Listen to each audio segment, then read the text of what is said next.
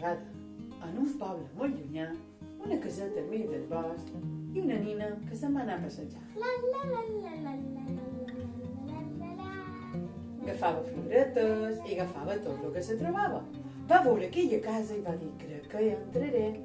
Se n'hi va anar, va tocar la porta i com que no hi havia ningú va decidir entrar. Quan era de dins, va anar descobrint diferents coses. Primer va entrar a una habitació que era una cuina. Hi havia una taula amb 3 plats preparats, un de més gros, un de mitjà i un de petit. I se'n va anar primer en el més gros. El va provar. Crema. No li va anar bé perquè cremava, va dir provaré el segon. És fred. Era massa fred. Ai, res, se'n va anar a provar el més petit de tots. I Que bo. li va encantar el més petit de tots. Se va quedar amb la panxa tan plena que necessitava seure un poquet. Què va fer?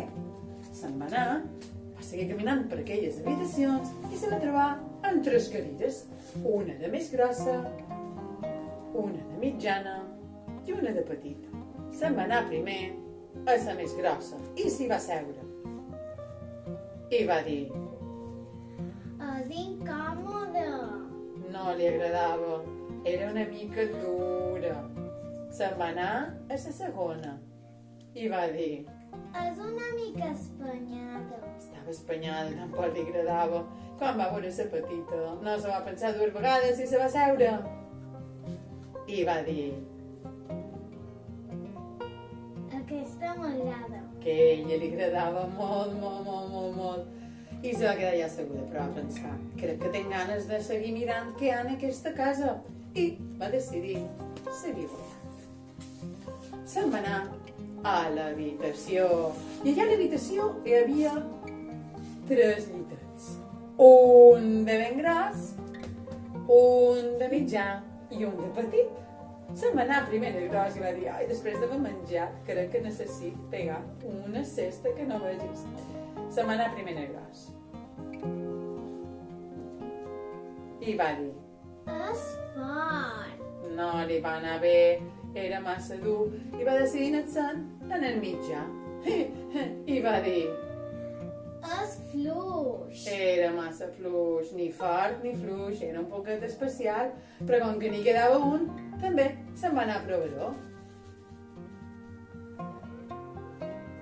I va dir, M'agrada. li va agradar tant que se va quedar ben adormida. I mentre dormia,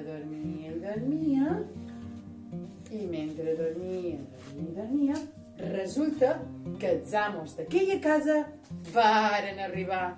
I resulta que eren 3 ossos. Mare meva, varen entrar, varen veure que s'havien menjat el seu menjar, que s'havien assegut a les seves cadires, i quan varen anar a l'habitació, la varen trobar allà ben adormida.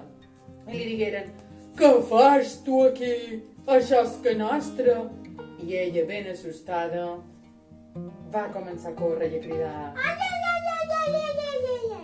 I se'n va anar més aviat que de pressa, Déu meu. I aquests onsos varen haver de fer una altra vegada dinar. Però ella el que va fer va ser pensar que no havia de tornar mai més a entrar a una casa que no fos la seva. I,